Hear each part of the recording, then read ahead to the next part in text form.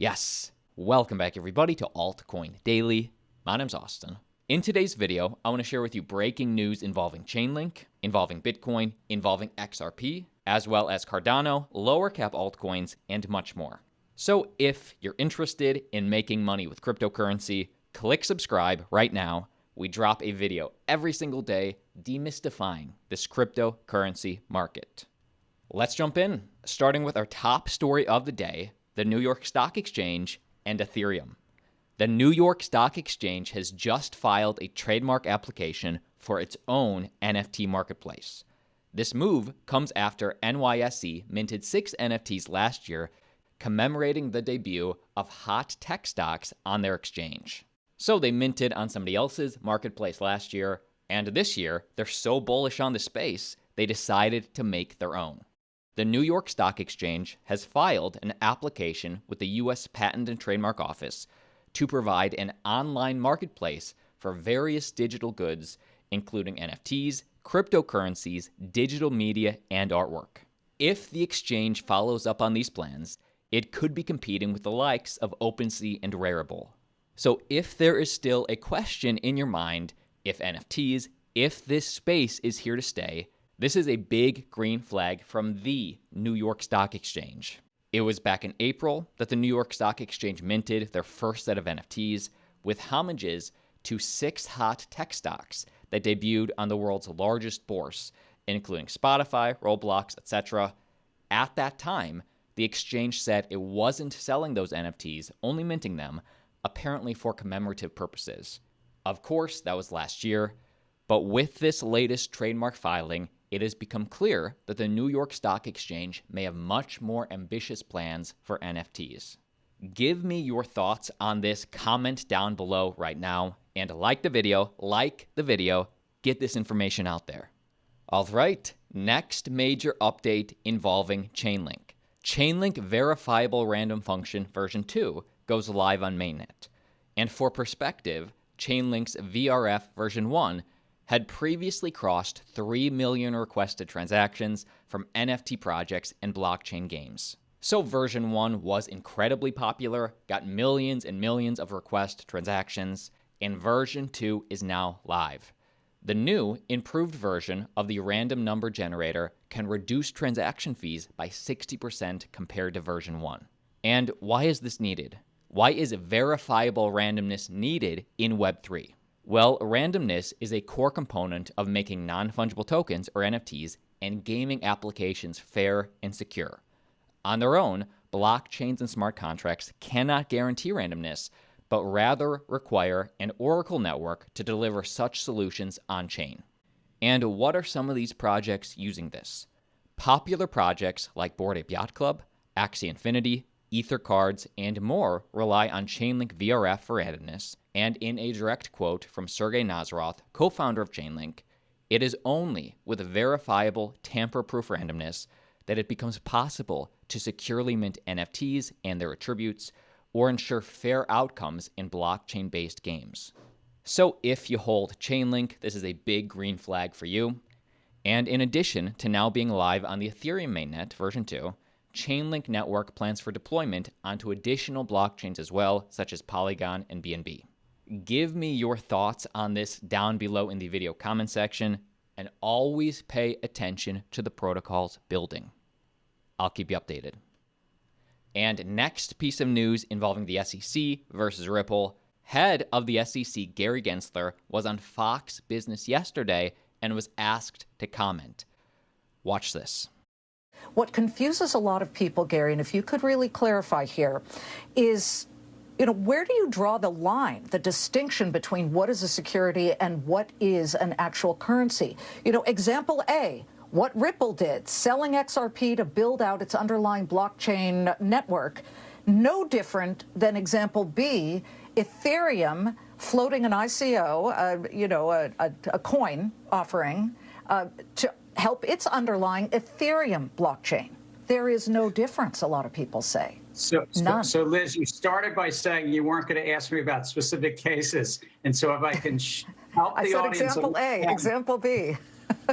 Yeah, but I help the audience know that it's not, I'm not really allowed to talk about specific cases. But It's pretty straightforward. Raise money from the public, as you say. You have a basic bargain of full and fair disclosure and anti-fraud protections, and you register with the government agency called the Securities and Exchange Commission.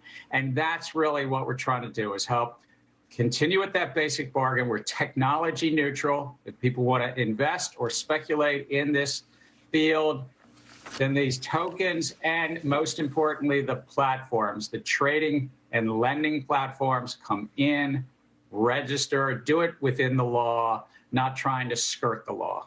Okay. What do you think about this? I really would be interested to hear your take on how was the XRP presale any different than the Ethereum presale. Ethereum had a pre-mine. Vitalik was proud to say he had a pre-mine back in the day. He was sharing that as a feature. How is what Ripple did any different? Well, in my opinion, I would say one, to me, this highlights just how different Bitcoin is from every other altcoin out there.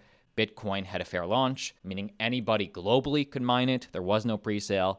And also, for the first year and a half of Bitcoin's existence, it traded at no value. There was no price history. It was just a digital collectible traded among nerds and cypherpunks. Now, getting back to this, I think that if Ethereum launched today, because there's so many eyes on this crypto space, it would be instantly labeled a security based on how they did it back in the day. But because Ethereum was one of the OGs, as well as because they're not trying to work directly with the banks, they have been grandfathered in a sense. As opposed to Ripple, who is trying to work with the banks, that's their mission. So you have to be 100% compliant in everything you do. That is the nature of that game. I don't know. I mean, do you agree? Do you disagree? Comment your thoughts down below. And next up, before we get to Cardano, before we get to lower cap altcoins, quick piece of news involving Bitcoin. The Russian ministry pushes to legalize Bitcoin mining in some areas. So, like I always say, I will keep you updated. This is a continuation of the country of Russia getting more bullish. Russia's Ministry of Economic Development, as you know, recently introduced a proposal to explicitly legalize and tax Bitcoin mining in regions with an electricity surplus.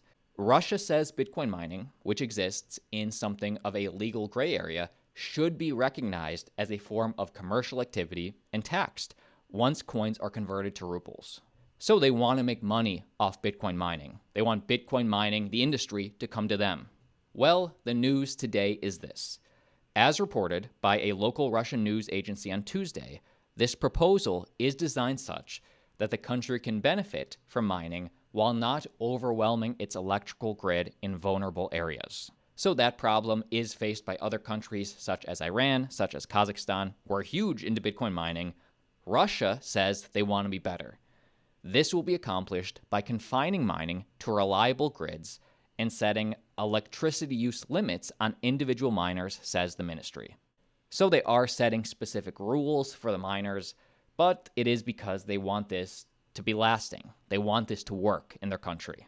And finally, to incentivize industry growth, the ministry also seeks to introduce lower electricity rates and lower tariffs for setting up Bitcoin mining farms in certain areas.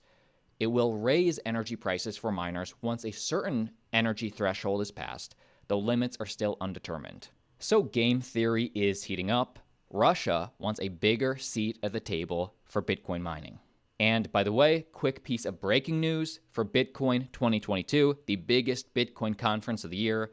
They have just signed on Professor Jordan Peterson to be one of the many speakers at this conference. As you know, Altcoin Daily will be there. We're media partners from April 6th through 9th in Miami, Florida. If you haven't purchased your ticket yet, you have 2 days before ticket prices increase. I encourage you to go to the link down below and use promo code Altcoin Daily for 10% off. All right, next piece of news, if you hold Cardano. Cardano SundaeSwap, Uniswap competitor, SundaeSwap, announces reverse ISO proposal, and here's what that means. Even as Cardano's much-hyped decentralized exchange, DEX, SundaeSwap, suffered a patchy launch last month, a resurgence in its popularity has been marked by an expansion of the protocol's ecosystem. And with this, the initial stake offering ISO is coming to an end this week. So just to clue everybody in, what is an ISO? ISO refers to a Cardano native token distribution model where users delegate their ADA with an approved stake pool and receive the new token in exchange. So it's like an IPO, like an IDO, like an ICO, basically a way to distribute coins. And Cardano's SundaeSwap has just announced a reversal. SundaeSwap announced earlier today that its reverse ISO proposal, introduced yesterday, had received an 83% approval, and it will now take place from February 19th to February 24th. And I think the reason this is happening is because their ISO did distribute tokens, but it was too centralized, I believe, and this is a way for them to get even more distributed, even more decentralized. The reverse ISO is a staking mechanism aimed at redistributing ADA within smaller stake pool operators, SPOs, that had initially lost delegation. This will enhance decentralization within the Cardano ecosystem, according to SundaeSwap, which has planned to incentivize this process through the allocation of 20 million Sundae. So I encourage you to check out this article for further information, but it's cool to see the dApps on Cardano making progress. Next up, big news for cosmetics giant L'Oreal in the Metaverse. L'Oreal eyes NFTs and the Metaverse, filing for 17 virtual goods related trademarks. So just like McDonald's, just like Walmart, just like Nike, L'Oreal doesn't want to get left behind.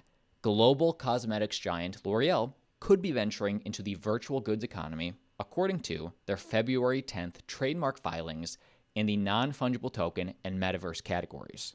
And by the way, it should be noted that L'Oreal does have many other major companies under them. The filings themselves are in the names of L'Oreal's subsidiaries, including makeup and cosmetics companies Kiehl's, Maybelline, Pureology, Urban Decay, Redken, among others. So would you buy shampoo in the Metaverse?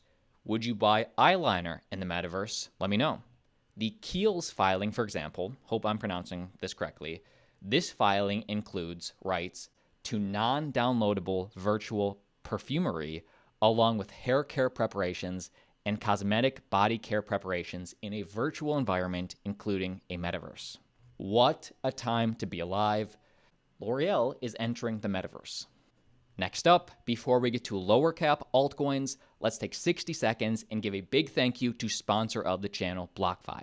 Earn an unlimited 1.5% back in Bitcoin on every single purchase with the BlockFi Rewards Visa Signature Credit Card. That means every single time you buy groceries, you buy a beer at a bar, you buy gas at a gas station, you earn 1.5% back in Bitcoin on every single purchase. And by the way, what makes this card different than the handful of competitors in the space is that with this card, there is no annual fee, which cannot be said for other cards out there. There are no foreign transaction fees, and you can see if you're pre-approved with no impact to your credit.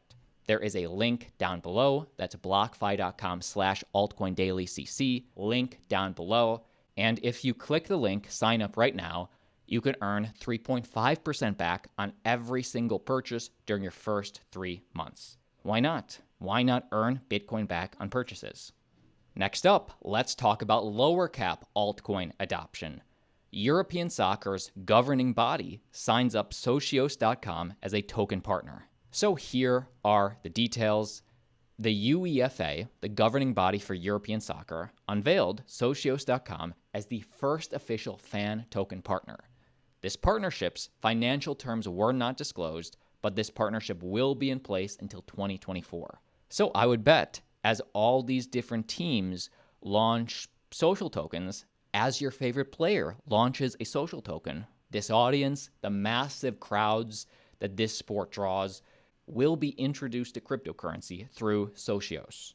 Socios, a fan engagement and rewards platform, will become the regional sponsor for the Champions League, EUFA's most prestigious competition in the US. Very cool to see if you're a fan of social tokens, if you're a fan of Socios. Cool to see. Next piece of major branding and awareness news. Red Bull Racing signs a $150 million sponsorship with crypto exchange Bybit. And why this matters to you: one, this will be huge awareness for crypto in general, for racing, but also, this is historic. In an announcement, the team revealed that the 3-year sponsorship deal, reportedly worth $150 million, represents the single largest per annum cryptocurrency venture yet seen in international sport. So Bybit paid a lot, obviously, to get their name, their logo painted on the car, but also Bybit, the exchange, will also become the racing team's fan token issuance partner, supporting Red Bull Racing in distributing its growing digital asset collection. So they will be helping them launch social tokens as well. Interesting. All right, that is the video. My name's Austin. Like always, see you tomorrow.